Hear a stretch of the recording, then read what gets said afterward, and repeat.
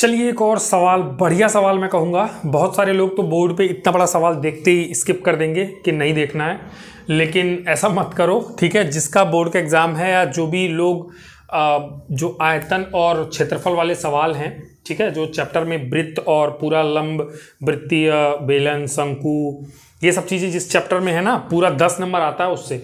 और ऐसे अगर नसीब खराब हुआ और ऐसे सवाल आ गए तो फिर मामला आपका गड़बड़ हो सकता है। और वो वाली चीज़, मतलब वो नीयत से मत पढ़ो कि ठीक है जो हो गया वो हो गया, नहीं तो कोई बात नहीं। ऐसी वाली नीयत से पढ़ो कि जब तक तोड़ेंगे नहीं तब तक छोड़ेंगे नहीं, है ना। बड़ा सवाल है, तोड़ेंगे इसको, छोटा करेंगे और इतना छोटा कर देंगे कि बिल्कुल वहाँ पे रास्ता बन जाए और ये सवाल हल हो जाए, ठीक है। और अक्सर करके एक चीज़ और तुम्हें आइडिया दे देता हूँ, जो भी सवाल दिखने को बड़ा होता है, बहुत बड़ा बड़ा लिखा होगा ना पेपर में, जब भी तुम्हारे आए तो बिल्कुल समझ जाना कि बस हमारा काम आसान हो गया। वो पक्का है, सवाल आसान होगा, बस चीज़ें पढ़नी पड़ेंगी और उसका कॉन्सेप्ट तुमको क्या करना पड़ेगा, थोड़ा सा समझना पड़ेगा। कॉन्सेप्ट नहीं, लॉजिक कि क्या दिया हुआ उसमें, ठीक है। देखते हैं, शुरुआत करते हैं। कह रहा है एक गोला जिसका व्यास 12 सेंटीमीटर है एक लंब वृत्तीय बेलनाकार बर्तन में डाला जाता है जिसमें थोड़ा पानी भरा है। यहां तक पढ़ लिया मैंने। यानी कि एक तो कुछ इस तरह का बेलन के आकार का एक बर्तन है, ठीक, इस तरह का, इसमें कुछ पानी भरा है, कुछ पानी भरा है। और तुम्हें तो पता ही होगा कि पानी जो है वो जिस बर्तन में भरा जाता है ना, उसी का आकार ले लेता है। तो ये इस तरीके से यहाँ पे मान लो इतना पानी भरा हुआ है। तो एक गोला जिसका व्यास 12 सेंटीमीटर है एक लंब वृत्तीय बेलनाकार बर्तन में डाला जाता है, यानी कि एक गोला इसके अंदर डाला गया है। तो एक गोला, ठीक है, गोला ये इसके अंदर हम क्या करेंगे, डालने वाले हैं। तो हो क्या रहा है कि यदि गोला पानी में पूरा डूब जाता है, जैसे ही डालेंगे भाई, कोई गोला किसी भी मटेरियल का बना हो, अगर इसमें डालोगी तो तुमको भी पता है वो पानी के अंदर डूबेगा ही डूबेगा।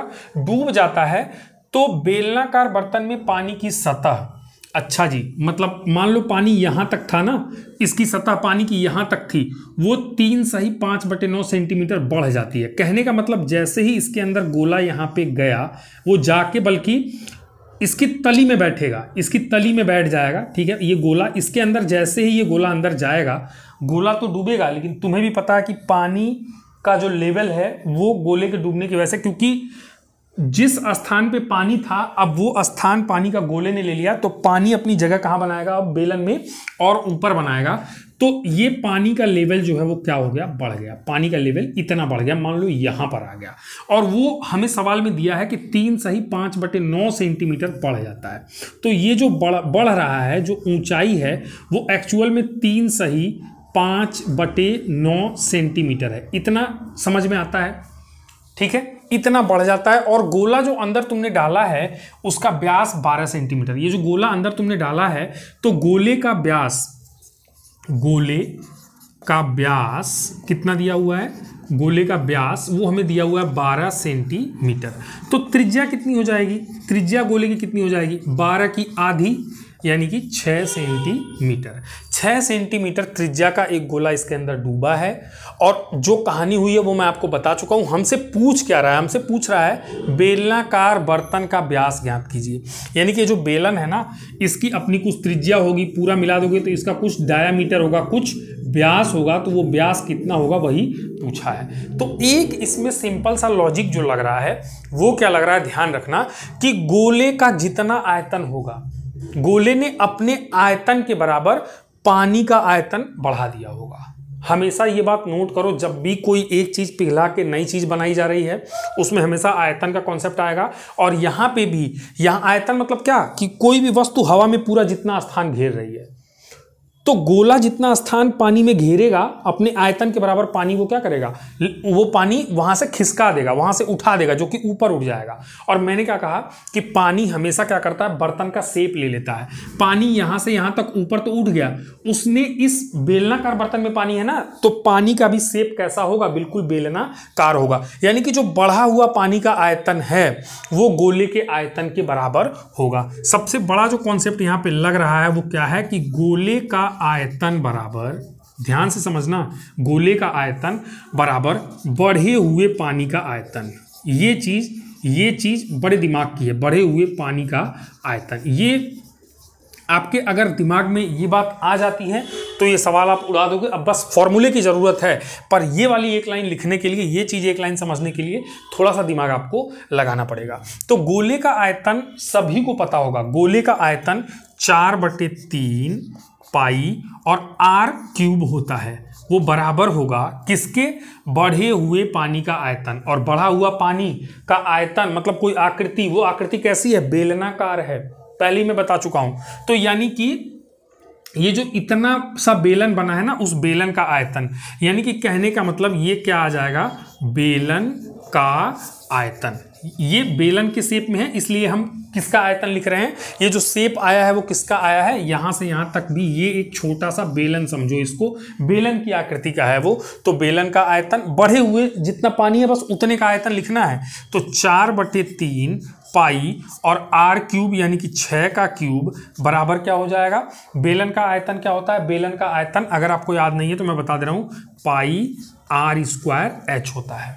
बेलन का आयतन क्या होता है? पाई आर स्क्वायर एच होता है। अब ध्यान से समझना, ये आर हमें निकालना है, व्यास कैसे निकलेगा? त्रिज्या पता होगी तो, सॉरी हाँ, त्रिज्या पता होगी तो त्रिज्या का दूना कर देंगे, व्यास निकल जाएगा। और ये एच हमको दिया है, इतना पानी बढ़ा है 3 सही 5/9 सेंटीमीटर।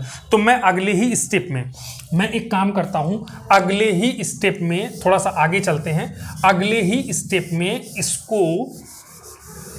इसको मैं वैल्यू को रख देता हूं। तो 4/3 पाई इंटू 6 का क्यूब बराबर पाई इंटू आर का स्क्वायर इंटू एच। इसकी वैल्यू रखो 9 27, 27 में 5 जोड़ो 32/9 सेंटीमीटर, 32/9 सेंटीमीटर। सब कुछ सेंटीमीटर में दिया हुआ था, तो मात्रक का हमें कहीं कोई हेडक नहीं है। ठीक है, अब इसको हल कर लो, इजी है। पाई से पाई कैंसिल हो गया, ठीक है, पाई से पाई कैंसिल हो गया। आर स्क्वायर को यहीं रहने दो, बराबर एक काम करो 4/3 गुणे 6 तो यहाँ पहले से था, ये 9 का यहाँ भाग हुआ है तो यहाँ 9 का गुणा हो जाएगा, और 32 का यहाँ गुणा हुआ है तो बट्टे में क्या आ जाएगा? 32 आ जाएगा। इन दोनों को मैंने इस साइड भेज दिया, तो आर स्क्वायर बराबर ये वैल्यू आ रही है। अब इसको हल करना देखो कितना आसान हो गया। 4 एकन्ने 4 और 4/8 कितना हो जाता है? 32। 3 एकन्ने 3 और 3 दूनी कितना हो जाता है? 6। और फिर 2 1 जा 2 और 2 चौके कितना हो जाता है? 8 हो जाता है ना। और इसके बाद एक काम करो, देखो 6 गुणे 6 36 होता है ना। 4 एकन्ने 4 और 4 9 36, दोनों को एक बार में उड़ा दिया मैंने। और 9 9 कितना हो गया? 81। तो कुल मिला के आर का जो स्क्वायर है वो बराबर किसके बचा? 81 के। आर स्क्वायर बराबर क्या बचा? 81 बचा। तो आर बराबर करड़ी में क्या आएगा? 81। तो आर बराबर करड़ी में 81 अगर है तो आर यहां से निकल के आ जाएगा। आर बराबर 81 का वर्गमूल सबको पता होगा 9। तो और वो भी त्रिज्या है, तो त्रिज्या कितनी आ गई? 9 सेंटीमीटर। त्रिज्या का मात्रक क्या है? सब कुछ सेंटीमीटर में है तो त्रिज्या सेंटीमीटर में नापोगे। और तुमसे पूछा था व्यास, तो व्यास बराबर क्या हो जाएगा? 9 का दूना, 9 दूनी कितना? 18 सेंटीमीटर। यही आपका आंसर है। जब तुम मात्रक सहित ये उत्तर निकाल के 18 टीचर को दोगे तो पूरे के पूरे 6 मार्क्स तुमको दे देगा। और अगर ऐसा कुछ फिगर तुमने वहाँ पे बना दिया थोड़ा सा समझाने के लिए, बहुत खुश हो जाएगा, अच्छा इंप्रेशन आएगा टीचर के ऊपर, और मतलब बड़े आराम से 6 में 6 नंबर आपको मिल जाएगा। तो उम्मीद करता हूँ ये वीडियो अच्छी लगी होगी। अगर बने थे अब तक 5-6 मिनट का, जब तक का भी ये वीडियो हो रहा होगा, तो बस वही लाइक कर दो, फ्री का है। और दोस्तों में सब्सक्राइब क्या बोल रहा हूँ मैं, दोस्तों में शेयर कर देना, मतलब उनको भी बता दो कि भाई ये सवाल कर लो, बढ़िया सा अच्छा सा सवाल है, ठीक है। और अगर एक बार शेयर कर दोगे तो चैनल को तुम सब्सक्राइब कर ही लोगे, जाहिर सी बात है, ठीक है। तो ये सब कर लो और पढ़ाई में मन लगाओ। बहुत ही आपका मतलब पेपर बहुत ही जल्दी फरवरी में मेरे ख्याल से होने वाला है। हर एक बोर्ड के एग्जाम धीरे धीरे आ जाएंगे और सभी बोर्ड्स के लिए ये इंपॉर्टेंट है, ऐसा नहीं है कि केवल यूपी बोर्ड के लिए इंपॉर्टेंट है, ठीक है। चलिए अभी इतना ही रखते हैं। Thank you for watching.